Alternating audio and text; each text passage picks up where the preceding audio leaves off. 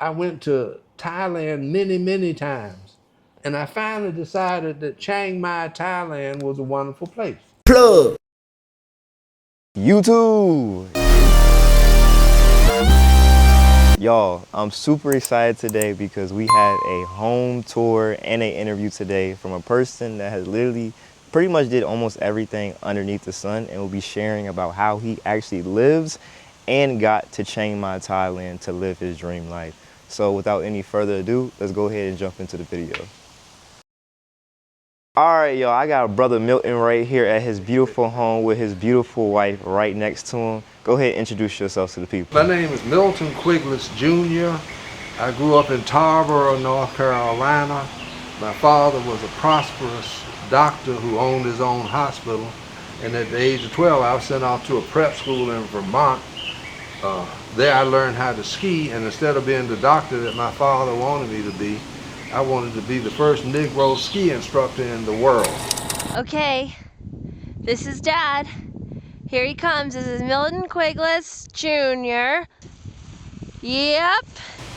So what happened, the Vietnam War came, and all of a sudden, instead of wanting to be a ski instructor, I wanted to be a real doctor, no doubt.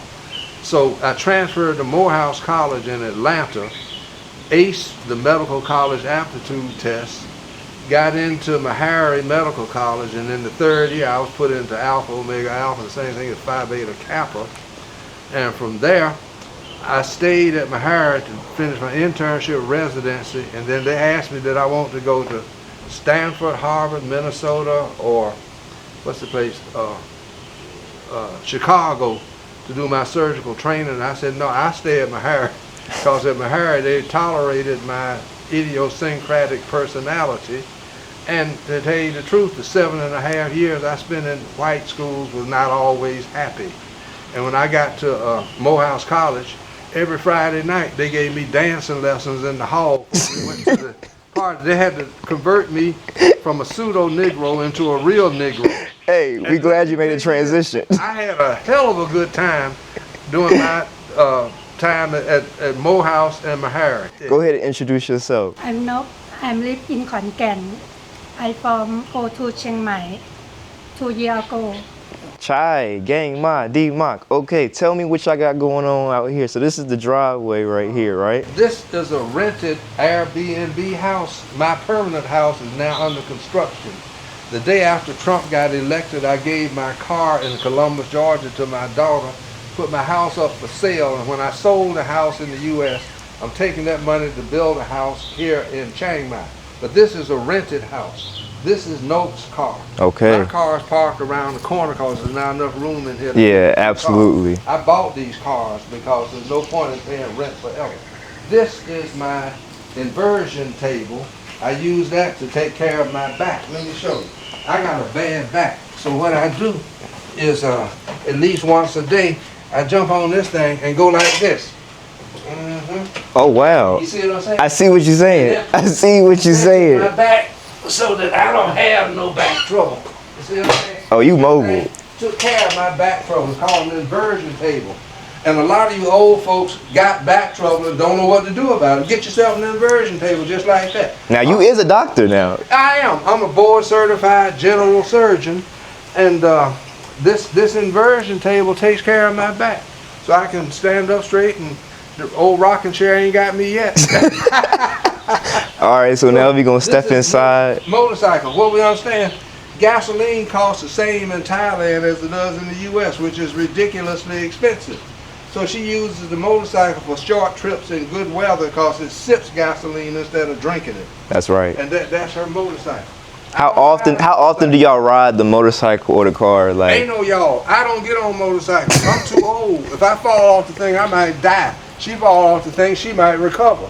Old folks don't do well with injuries.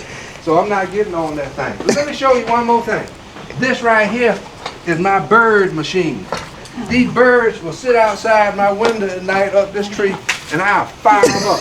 This thing is loaded with half water and half vinegar.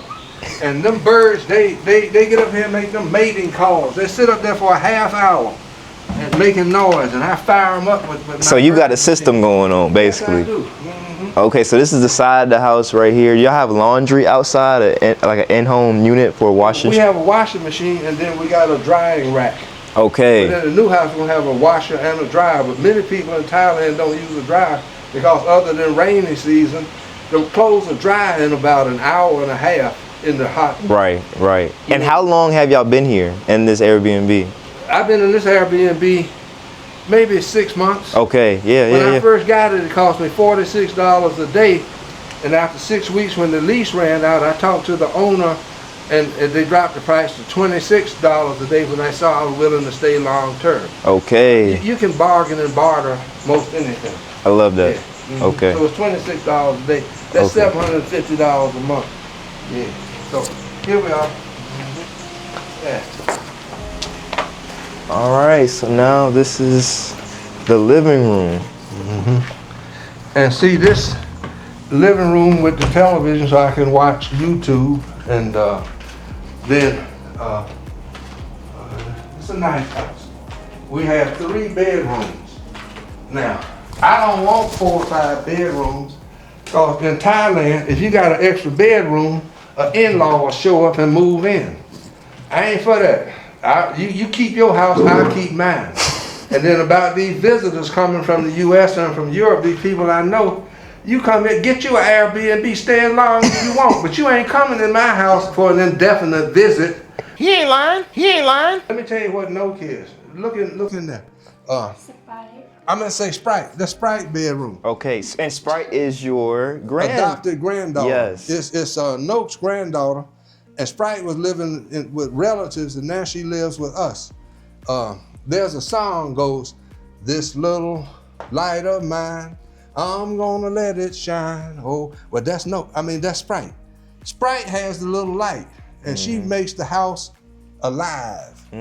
And so we got her in a private school, taking English after school, and she's gonna grow up and go to university and be something special. I love That's that. what I believe. love That's that. Sprite. Okay. The reason I call her Sprite is that there's a Greek goddess named Sprite who lives under the ocean at night, comes out in the daytime and does miracles. That's my Sprite. I love that. I love that. I love that. Yeah. Okay. And so here is the kitchen, and I bought that refrigerator because the thing came with that little bitty refrigerator. Okay. And what do That y'all ain't gonna use do. this one for? Is this just for? This is just, it's a freezer refrigerator, you know. Yeah. Just like Okay. So y'all got groceries though. Y'all got real Yeah, food. yeah, cause see, I eat American food. Everybody talks about how great Thai cuisine is, but I don't like it. So Note eats what she eats, and Sprite eat. We eat 3 different diets here, and we give Sprite a vitamin pill every day to make up for any deficiencies in her diet. But here we got everything, you see, and we Fully shop loaded. at an American style grocery store. So what's the name brand of is it Tops that y'all go grocery shopping at? We go or- to Tops, and mostly we go to Limping. Limping. Yeah. Okay. Limping. Those, and then I buy certain things at Lotus. Lotus. Yeah, so 3 grocery stores: Tops, Limping, and Lotus. And how would you say the pricing of the groceries are the same out in America, or? Where we go, but you can go to the local market and buy the same thing at a fraction of the price. Right. Now see, this kitchen is inadequate. All we got is a hot plate and a microwave. Well, I want an oven and a countertop grill and all that, and that'll be in the new house. You see what I mean? If you look out there, you see the little drying rack. Okay, yeah, that where y'all we dry the clothes, Yeah. that washing machine. And the washing machine is out there too. Okay, Here's perfect. a second bathroom. So it's 3 bed and 2 bathrooms. 2 bath. Okay. Yeah. Mm-hmm. All right. And, nice bathroom, shower head. Yeah. Okay. So, plenty of food. Plenty of food. Plenty of food. And then we eat out quite a bit, you know, at good restaurants. This is what I call my office, and the feature is my laptop computer right here. But let me show you these 3 books. Okay. Can you come around here and Yes, see? I absolutely can. Let me show you this. Okay. The first book is called The Millionaire Next Door. The second book is my father's autobiography. And the third book is Alcoholics Anonymous. Why am I mentioning to you that I'm an alcoholic? Well, most of you all are not alcoholics, but 8% of any given population is allergic to alcohol. They drink it, it'll kill them. And I was drinking this stuff and it almost killed me. And when I went into the rehab at the age of 51, I read this book and it saved my life. And to this day, I'm now 28 years sober. To this day, to this day, to this day. I go to AA meetings 3 nights a week, and it sustains me. When I was 8 years sober, I read this book. What's the point of being sober if you ain't got no money? I'm telling you, money is a very helpful thing. You need about $3,000 a month or $36,000 a year to live comfortably in Thailand. So I'm in good shape, but only because I read this book. You see what I mean? I feel Because you. after 8 years sober, I had nothing. I was making good money, you know, $200,000 or $300,000 a year as a general surgeon once I got sober. And what I'm saying is that the money was coming in one hand, going out the other. I had no idea what was happening. And when I read that book, I get a clear understanding of how to manage money. Reading this book is the same thing as a master's degree in personal finance. You cannot go wrong. But in any event, this book is autobiography of my father, who was born poor in Port Gibson, Mississippi in 1903. And he died well-to-do, very well off in 1997. He lived 94 years. God bless. And the book is a tour de force of what you can do in a lifetime in America. Wow. He went to medical school, scored the highest in the United States on the medical license exam in 1936. Because they wouldn't let him in the county hospital in Tarboro, North Carolina. He built his own hospital, which was the foundation of significant wealth that was fueled by my mother. My mother was a cold-blooded business person.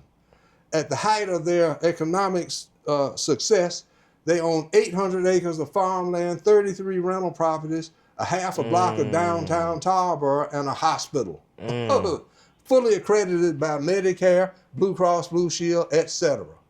Now, what you talking about? To come from Mississippi and do all of that, you see what I mean? I feel you. Oh, Lord. He was a sleeping car porter, a waiter on the dining car on the Milwaukee Railroad. Did it all. He did all what you had to do to bona fide. Plug. He got it going. And then look at him.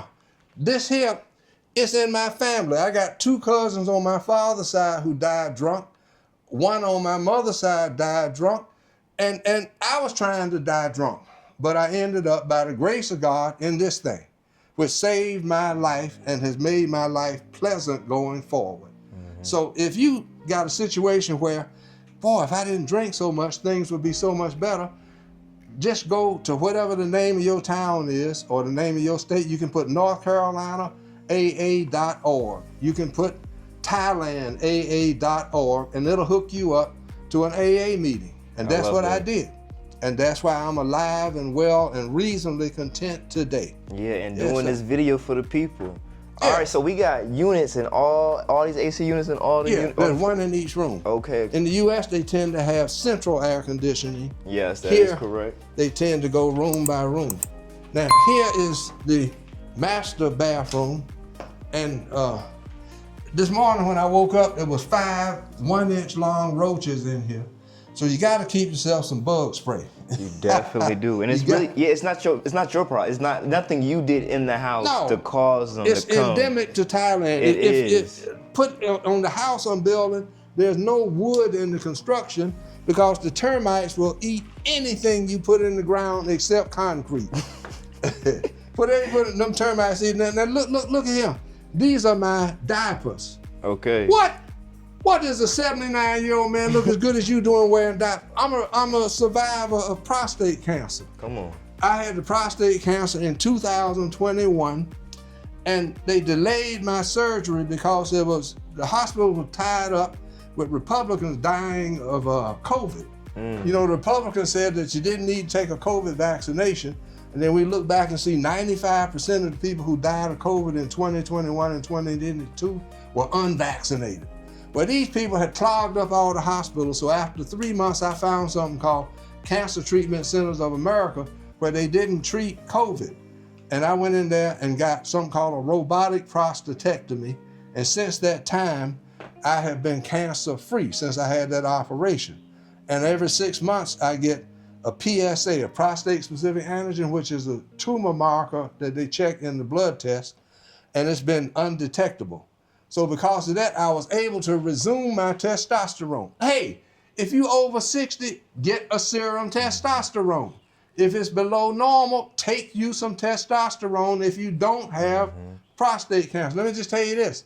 The only reason not to take testosterone if you are deficient in it is that you got prostate cancer. Any other reason, you just fooling yourself. Look at this. Look at two 40-year-old people, a man and a woman. They look pretty good. Look at two 70-year-old people, a man and a woman. They don't look so good.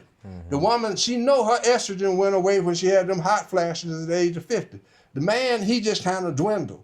That's because his testosterone became deficient and he didn't do nothing about it. And if you don't have prostate cancer, why not fix it? Get you some. Every day, I rub some of this here on my thigh. This is synthetic testosterone. You see there? And let me just tell you this. I'm an expert on marriage. I know I am because I've been married 3 times. After my 3rd divorce at the age of 75, I got a facelift and some new teeth. Come on now. Yeah, I did. Oh, hell yeah. Why would I be walking around all wrinkled up when I don't have to be? I got me a facelift. Cost me $11,000. Worth every penny of it. I heard that. Look at that. Look at them teeth. Come on. Look at them damn teeth. I paid quite a bit of money for them teeth. How about that? How about that? All right, let's go ahead and come in here and we can get into the interview. Okay, so talk to us about how you actually started your traveling journey. I know you was born and raised in North Carolina, but what got you venturing out your hometown? Well, at the age of 12, I was sent off to a prep school in Vermont because I was in North Carolina. I was born in 1945. So in 1958, when I was 12 years old, we still had segregation. And my parents wanted me to have the best possible education. So they sent me to the Putney School in Putney, Vermont. Now, the Putney School at the time had 180 students, and the senior class was about 60 people. The top half of the class all went to the Ivy League. It was an excellent school. We had somebody on the U.S. Olympic team every year from 1952 until the coach retired in the late 90s. Oh, that's impressive. It was producing a ski thing that was amazing. And I stayed there 5 years. I was the first person in the history of school to repeat a grade. Make no mistake, I was very, very intelligent, but I wasn't interested in studying. I was interested in skiing, and I would go trout fishing. Everybody else was studying. I was out catching. It was ridiculous, but I enjoyed myself so much. Anybody else who did as bad as I did academically got put out, but they didn't have but 6 Negroes, and they didn't want to lose one. And I was not a difficult person to get along with. I was agreeable, so why not let me stay an extra year? Because when I went there, I was 12 years old. Everybody else was 14 when they went there, so they let me stay. And when I left there, I went to Tufts University in Boston. Certainly, I was not in the top half of the class to go to the Ivy League, but Tufts is a good school. Most important, it had a ski team, and I wanted to be a professional ski instructor. I was gonna be the first Negro ski instructor in the world. That's what I had in mind. But in 1966, it became clear that I was gonna be drafted to Vietnam. I had planned to stay in school till the war was over, but not only was the war gonna go on, but they had changed the rules that if you were in the bottom half of the college class, you could get drafted. And that's what I was, because I wasn't serious about school.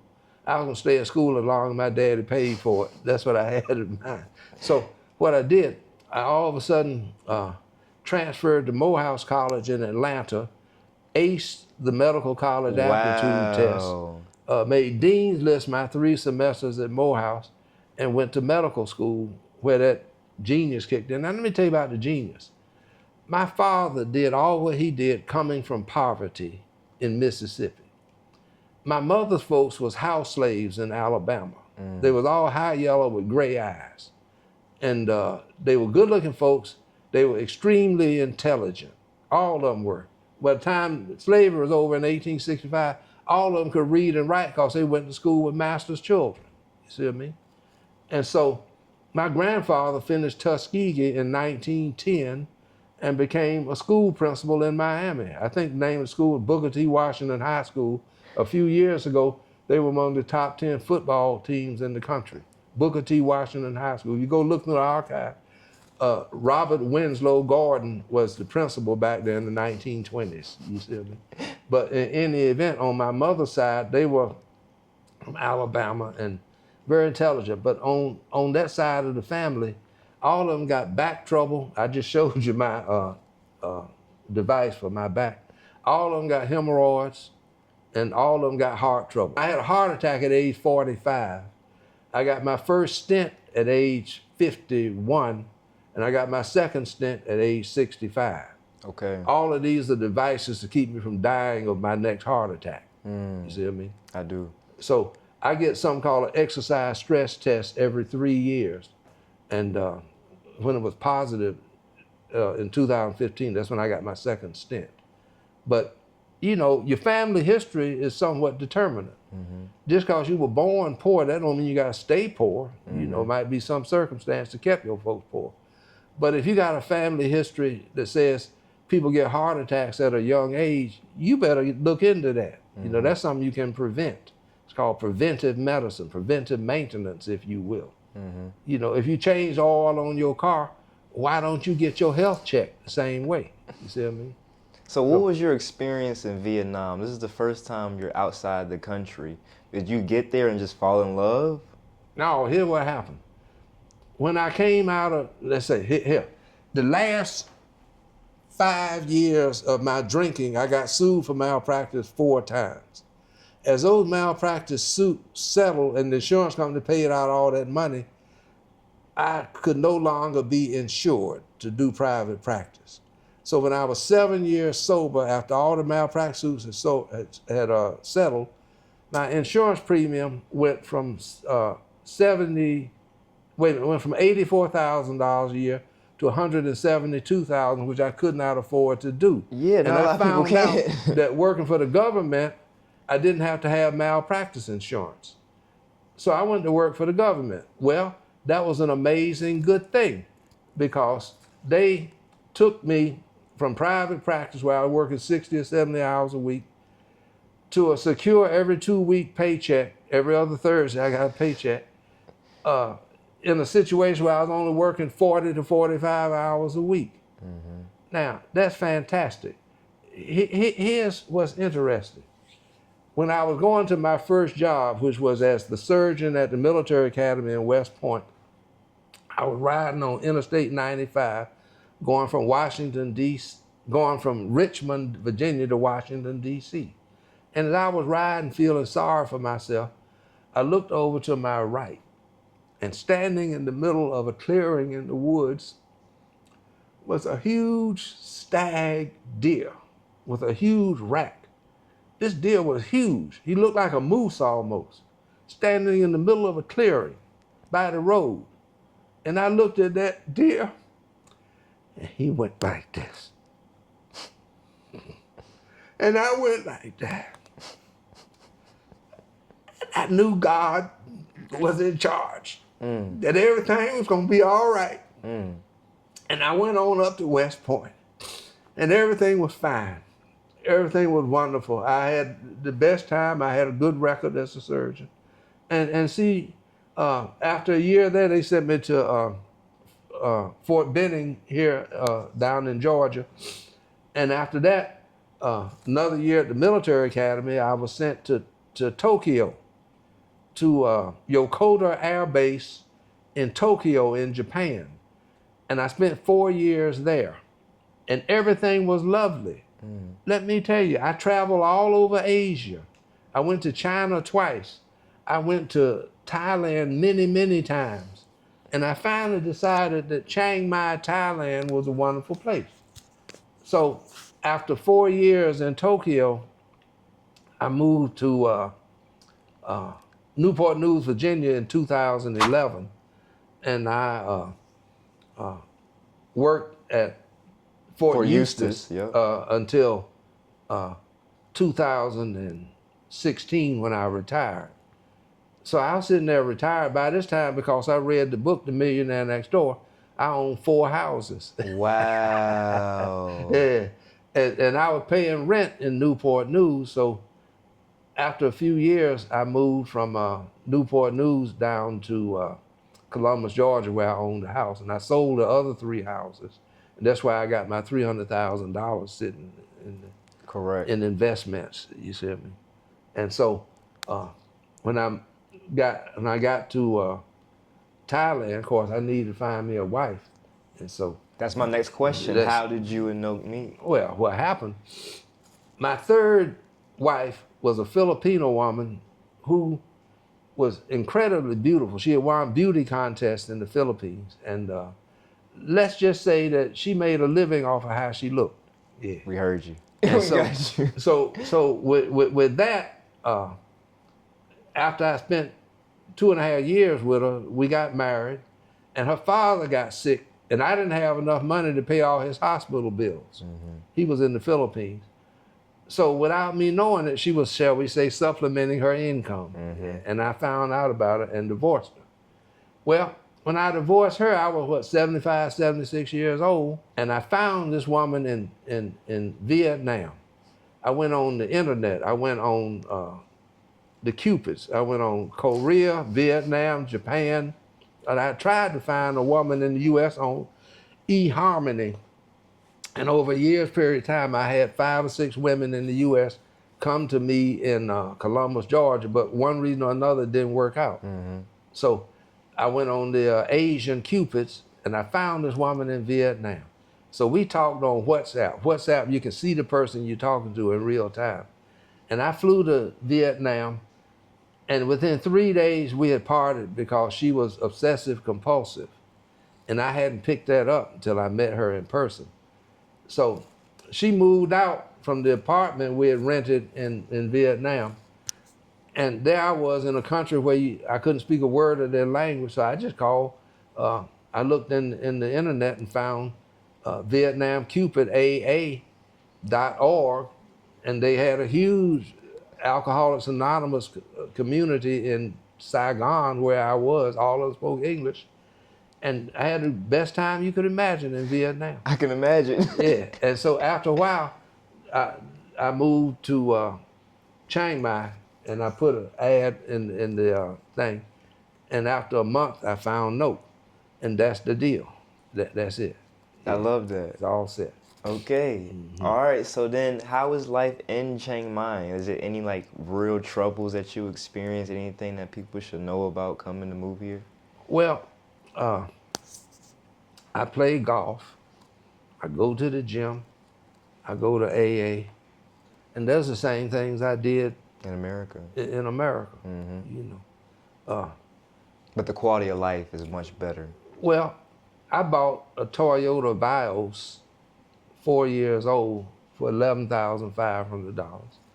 I bought Note Mitsubishi small SUV for $8,500. Those cars would have cost at least twice that much in the U.S. That's correct. Now I pay the same for groceries here that I did in the U.S. because I buy top shelf only and I don't go to the markets.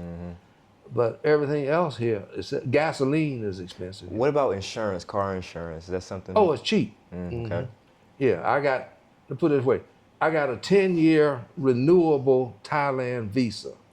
To qualify for the visa you got to be at least 50 years old and demonstrate an income of no less than $80,000. He got me the Thai visa, the health insurance, the what I got.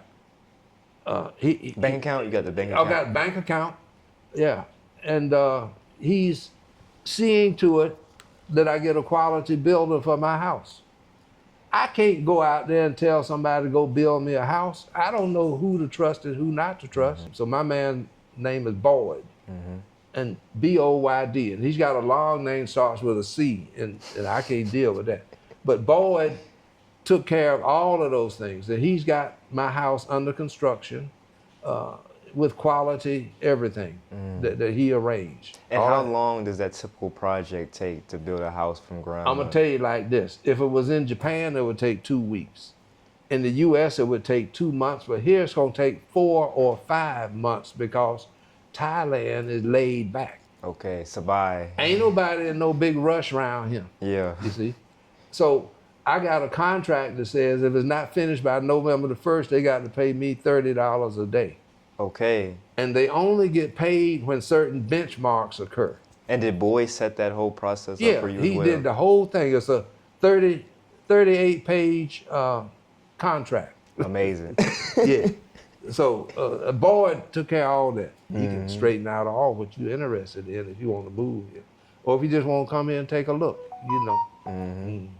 All right. Okay, so I think the next question is, the family's back in America. Yeah. How do you get, seeing them? Is it just phone calls? You want them to come visit? How does that arrangement work for you now? I got 5 children. All of them finished college.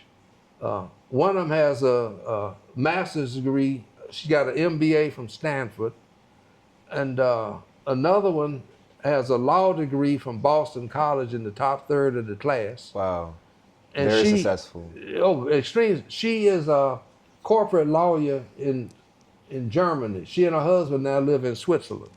Her husband's a robotics engineer, a PhD robotics engineer. She does extremely well.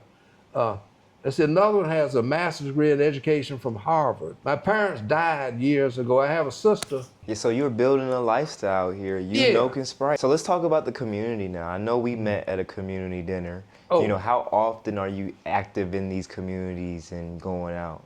Well, what happened, I go to the gym 2 or 3 times a week. And I saw 1 or 2 Negroes there, or colored, or African American, black, whatever you want to call it. I saw one of us in there. And I said, hey man, what's happening? You seen any more Negroes around here? He said, yeah, we have a meeting every now and then. So I went to the next meeting that they had, and I'm in the loop. You see what I mean? Mm-hmm. And I'll be going to a dinner with that group in the next few days, and they got a website that I'm into, and very welcoming. It's probably 300 or 400 American Negroes here in Chiang Mai. You don't see them on the street every day because there's 300,000 people in Chiang Mai. So 1 out of 1,000 is a Negro. You see what I mean? Well, when I see one, if I'm not riding in the car, if I'm walking and they walking, I catch up with them and introduce myself. And I've never had a negative response to it. Said, hey, my brother, are you from the U.S.? And if they are, they say fine. If not, they from wherever they from, we have a conversation, go on. You see what I mean? Yep. Yeah. All right, so I think the weather of Chiang Mai is very much different. Have you experienced a smoky season while you've been here? Yeah. And how did you manage that? It ain't as bad as you might think. We have, you see that little gadget you got an right air there? purifier Yeah, right I got over an air here. purifier here in the house. And that's pretty much all you need to stay I comfortable. got 3 air purifiers in this house. Okay. And that's perfectly fine. And when we had the smoke season, it wasn't as bad as it was in New York last week. I mean, New York had Canadian smoke. Los Angeles, they had to evacuate because of smoke. So it's not as bad as what people say It is. ain't a big deal. It's a natural one. They're just burning the crops. Yeah. And so in the U.S., when the crop is over, they plow it under. Here, they burn it. And the smoke season stops when the rainy season starts. You can't burn no field when it's raining. You see what I mean? So it's all good. The smoke season don't bother me a bit. The rainy season is kind of a problem because some of the golf courses are closed when it's raining. But the gym is open. The rain season don't bother me, and it's in the summer, well, the summer's just about over. But they tell me that between September and November, just in those couple of months, it can be extremely hot when the rain starts before the winter comes. And then, but I find the climate here to be agreeable to me. Okay. Yeah, agreeable. I'm glad. 'Cause a lot of people be having different say-so, so I'm glad it definitely works for you. Now, I wanted to take Note and Sprite skiing next winter in Japan. Okay. Because they never seen real snow. No, do you like living in Chiang Mai? เพราะว่าฉันชอบเชียงใหม่ เชี ชียงใหม่มีอากาศที่ดีแล้วก็มีสถานที่ท่องเที่ยวที่เยอะมากมีภูเขาวัดที่เก่าแก่ศักดิ์สิทธิ์โบราณก่อนหน้าที่ฉันจะพบกับเขาฉันไปขอพรจากวัดที่ศักดิ์สิทธิ์แห่งหนึ่งและอีก1 เดือนต่อมาฉันก็ได้พบกับผู้ชายใจดีคนนี้และเขาก็ตามใจฉันทุกอย่างเขาเป็นคนดีมากๆค่ะเชียงใหม่เป็นสถานที่ท่องเที่ยวมีนักท่องเที่ยวหลายกลุ่มหลายประเทศที่มาเที่ยวทำให้เศรษฐกิจเชียงใหม่ดีก็แต่การจราจรก็จะแบบติดขัดรถติดเยอะมากแต่ก็สามารถใช้ชีวิตได้ค่ะขอบคุณค่ะ ครับผมครับ Education good for young kids in ใช่ Chiang ค่ะ Mai ที่เชียงใหม่มีที่เรียนมีสถานศึกษาเยอะมากก็มีหลายโรงเรียนที่สอนดีก็จะเป็นเอกชนหรือไม่ก็รัฐบาลนักเรียนเรียนดีค่ะโอเคครับผมครับ ค่ะ Amazing good job เก่งมาก Okay Translate? yeah we'll translate that okay so Milton all right Milton so for 78 years old you're looking really good right so what is your health procedures that you would do on a daily basis Well, I'm a retired general surgeon, so I know quite a bit about it. So what I did in January of this year, I went to Chiang Mai Ram Hospital and I had a list of my diseases to be looked at. I got there at 10 o'clock in the morning, and by 2:30 in the afternoon, I had seen a general practice doctor who referred me to a cardiologist who did a exercise stress test because I have a history of heart attacks. And they also referred me to an eye doctor because I got a history of glaucoma, and they checked that and did that. And let me tell you, they sent me to a gastroenterologist because I got reflux. They did all of that, and the gastroenterologist scheduled me for a colonoscopy because I hadn't had one in several years. And believe me, you better get a colonoscopy every 5 years after the age of 45 so you can detect colon cancer early. The only way to cure colon cancer is early detection, and you can get that done by a colonoscopy every 5 years. And then he also did a gastroscopy because I got a history of alcoholism, a history of smoking cigarettes. And so they scheduled me for an esophageal-gastro-duodenoscopy where they take a scope and put it down your throat and all the way into your intestines, and they can look for cancer and other abnormalities. And I get an EGD every 5 years, a colonoscopy every 5 years.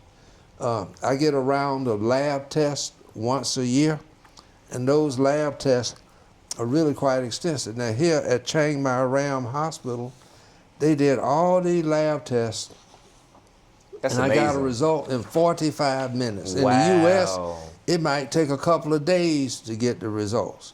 I'm trying to see if I got a and the list. cost for such a extensive All of that cost me $600. All what I just told you cost $600. oh my gosh so health Now, here I got a prior approval for the esophageal gastroduodenoscopy and the colonoscopy. I have Blue Cross Blue Shield, and they paid in full for those endoscopy studies. Now, I used to have Medicare Part B and Blue Cross Blue Shield, but I found out that Medicare won't pay for anything outside of the United States or its possessions. So there was no point in me having that if I'm gonna live in Chiang Mai the rest of my life. But the Blue Cross Blue Shield, if you get prior approval, they'll pay for most anything. So also in that span of time, I got a CT scan of the chest because I smoked all those cigarettes. I smoked 2 packs a day for 36 years, and that sets me up for lung cancer. Let me just tell you this. A chest x-ray is not a reasonable screening test for lung cancer because by the time it shows up on chest x-ray, it's going to be too late to cure it. But a CT scan will show it earlier, and at least give you a chance. Now, let's just say nicotine addiction is not trivial. I got a close friend who's a very good guy, nice fellow. He had the top third of his right lung removed about 5 years ago, and he's still smoking cigarettes. That's how strong that addiction is. It is one of the strongest ones in the Yeah. world, worldwide. But I was once again saved by God. But my daddy died of lung cancer that spread to the brains, called metastatic to the brain. And what I did, after his funeral, I tried to quit smoking, and after 6 months, I still not quit. So I started praying twice a day. God, could you please get rid of this smoke? I can't stop. I can't quit. Can you do something, God? And one day I was driving home from work. It was an ordinary day, nothing special about that day. And the car turned into the parking lot of a pharmacy. I had nothing to do with it. I went in the pharmacy and bought a pack of Merit cigarettes, and I bought a 21 milligram Nicorette patch. I went home, chain smoked all 20 of them cigarettes, searched the apartment I was in, and found all the cigarette butts that were not smoked down to the filter. I smoked them down to the filter, put the patch on, went to sleep, and I woke up the next morning, I didn't have any desire to smoke. I had nothing to do with that process. It was a God thing all the way. Wow. So now living so healthy in Chiang Mai on a daily basis, what type of vitamins do you take on a daily basis? What do you recommend? I take Centrum stress tabs. They got Centrum for men, Centrum for women, for over 50. I take Centrum for men over 50. I think one-a-day vitamins are really just fine also. I take a bunch of medications. For the heart disease, I take Plavix and atenolol and aspirin. The atenolol is like a cardiac sedative.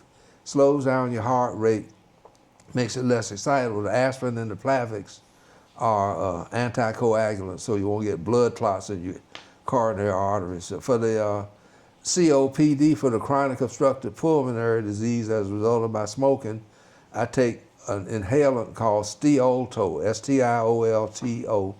And for many years, I used a CPAP machine. That means CPAP blows air in your lungs while you sleep. And it did a lot to correct that COPD that I had. The diabetes, I take a pill called metformin, 500 milligrams twice a day, and I get my hemoglobin A1C checked twice a year. That's a blood test for diabetes. And mine is usually between 6.4 and 6.8. I don't do anything special with my diet. For my high blood pressure, I'm already taking atenolol as a cardiac sedative. Then I take atenolol and losartan for my blood pressure. And with the prostate cancer, I don't take any kind of medication for the prostate cancer, but I resumed my testosterone after I had found to be cured of the prostate cancer. Now understand that the testosterone is not just for sexual virility, it's for your general well-being. The testosterone increases your lean muscle mass and makes you more alert. More active, alive. More active, yeah, more alive. So I would not be without that. For my gastroesophageal reflux, I take Prilosec and Pepsid. I take a Prilosec every morning and a Pepsid every evening. And I keep chewable antacids in my pocket in case I have an episode of reflux. I can be walking along and for no particular reason get a pain in my chest. Well, that's reflux. The reason I know it's reflux because it's relieved by the antacid tablet that I chew. If it was a heart attack, the antacid wouldn't help. I have sciatic, that's herniation of the disc between the vertebrae and the low back, and I treat that with my inversion table that I showed you earlier. So those are the medicines that I take, and those are the health maintenance things that I do. And I'll continue to do those things. Please do. Thank you for sharing that. You would say the lifestyle in Thailand, you are somewhat able to save, even, you know, doing the same thing? Oh, yeah. It costs a fraction to live here what it costs in the U.S. All right. the house that I'm building is 2,000 square feet with 3 bedrooms, and the house itself costs $129,000. The swimming pool costs, it's got to be a lap pool because I'm gonna swim laps for my health. The swimming pool is gonna cost me about $40,000, and the land, believe it or not, is 1/5 of an acre. The land cost me $91,000, and I was expecting to spend $20,000, $30,000, but the Chinese have moved into Chiang Mai and they buying up all the land. They done run up the price of So land. you're just trying to get in where you can fit in at this point. Get in where I can fit in. So that's gonna cost me $250,000. But I sold my house in Georgia for $236,000, and after settlement expenses, I walked away with $215,000. So I gotta hit my savings and investment funds for about $35,000. Understood. But I'm gonna get what I want. And you definitely are doing everything that you want to do, and I love that. This is your lifestyle, and you're doing a hell of a good job living it. Yeah. So thank y'all so much for taking the time out y'all day to share y'all experience of moving and living in Chiang Mai, Thailand. Yeah. All right, until next time, y'all. He ain't lying. He ain't lying.